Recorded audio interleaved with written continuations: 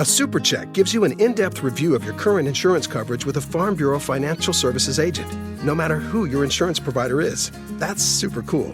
Find out more at fbfs.com/protect. It's your future. Let's protect it. Hey, listen, we've put the call in. We've put the call in to the Social Club. Cordeaux Social Club. Social Club. Hello, Michael speaking. Michael, it's Jeremy Cordeaux from Adelaide speaking. How are you? Good, Jeremy. Thanks for calling. How are you going? Well, I think my wife rang you and kind of set this up so we didn't surprise you too much. Now, no. Look, this was sent to me, and I thought to myself, the Cordeaux Social Club in Brisbane, that's interesting. What do you do? Mate, we're just a local cafe. We cafe and bistro. We started in 2022. Yeah. So we're nearly 2. We'll be 2 in October, and but your name isn't Cordeaux. Why did you pick Cordeaux? Mate, we're on a really beautiful little tree-lined street in West End called Cordeaux Street. Ah. We're sort of we're not the most I guess creative bunch, but we were really lucky in the sense that we had the street sign Cordeaux Street is actually on our front banner. So we sort of ran with that, and we obviously incorporated that in the name. So that's kind of where it came from. Oh, I think that's lovely. I was imagining that you were a long lost brother, or Hey, not that I know of, but or the black sheep in the family. You could be the black sheep in the family. But stranger things have happened. You never know. Yeah, I know there's a Cordeaux Dam in New South Wales, and there's a Cordeaux Street in Berrima. Yeah. Are they any relation to your Yeah. bloodline? Back in the early days, the family arrived in about 1800 and made their mark out in sort of the highlands of New South Wales. Unreal. Do you know if you have any relatives in Brisbane? No, I don't think so. No, not that you know of. Is it a recently named street, or has it been there for a long time? Mate, it's been here for a while, but I think it's sort of evolving. I think from what I understand, like I'm pretty new to this part of town, but the street's been around for as long as anyone in the area can recall. But it's definitely changed a lot. But I sort of asked around with the locals, and the history of Cordeaux Street and how it came about is a little bit unknown. I wish I had more answers for you, but it's a beautiful street, and we're really lucky to be sort of located where we are. Well, that's probably typical of my relatives. They did a lot of ducking and weaving. Bit mysterious? Well, yes, I suppose. I don't know. Mysterious is perhaps not the word. Adventurous is maybe the word. Rebellious is another word that comes to mind. Controversial, eccentric. Yeah. A few of those sort of things. Actually, Michael, what made it, you say you're a cafe, but what made you decide to call it the Cordeaux Social Club, which is an interesting name for a cafe? Yeah, we didn't want to put ourselves in a box. We wanted people to sort of see us as an all-day kind of venue.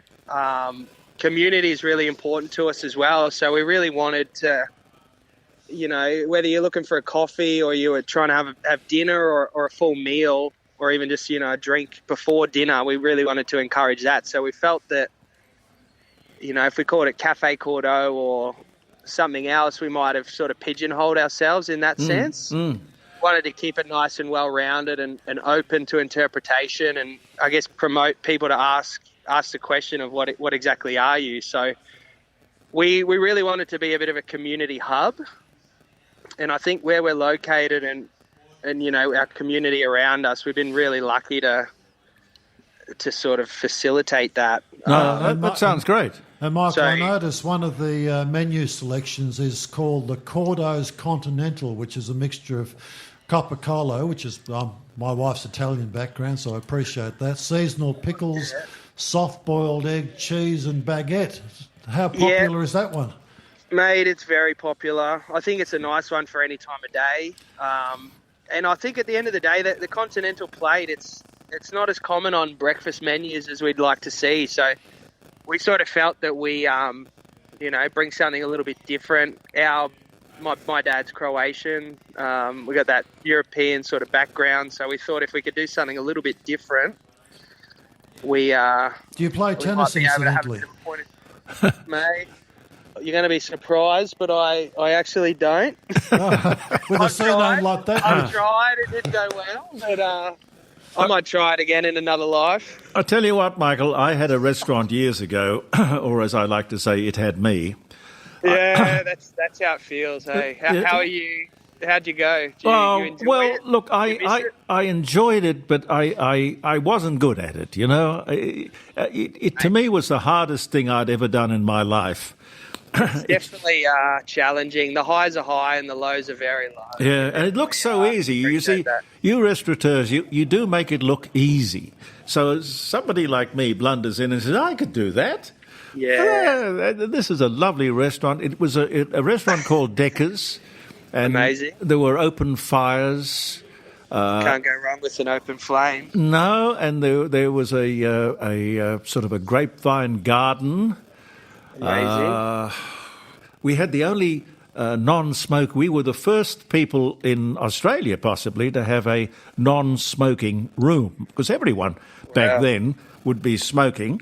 There'd be ashtrays on every table, but we had the Wolf Blass non-smoking room. Unreal. We got Wolf Blass to come along and open it for us. That's incredible. What was the push to do something so sort of bold at the time? Well, obviously you're sort of ahead of your time, essentially, in that regard. Well, you've got to be different, and you've got to try and offer people, well, particularly, I guess, the media, that's where I come from. Yeah, definitely. A talking point, something that's going to get people talking about the place. Now, people don't have to go into the non-smoking room, but a lot of people chose to, because you get people who want to smoke while they eat, and you get people who hate the idea of that. Amazing. Michael, I definitely appreciate that.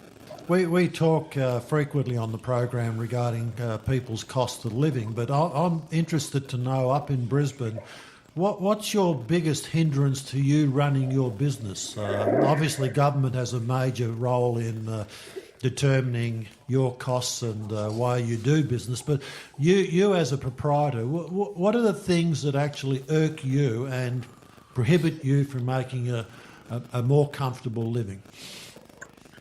Mate, I think we're probably similar to most small business owners. We're not immune to any of those kind of costs. I think the main one, which won't come as a surprise, is obviously the tax side of things. Oh, God, yes.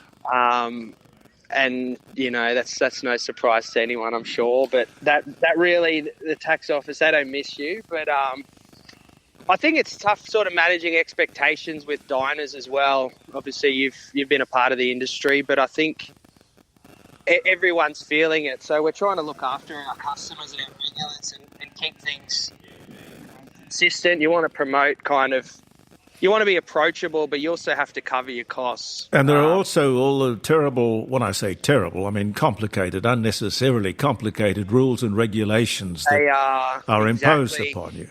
Yeah, definitely. And things like council fees and licensing fees, things like that, they're always, obviously they're part of the...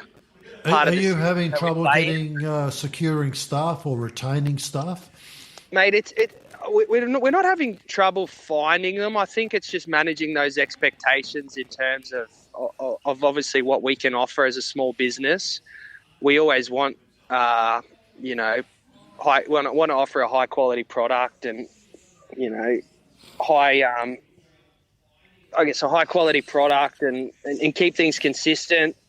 But just in terms of like finding great staff that are, it's about sort of empowering them and giving them a say in how things are going. And,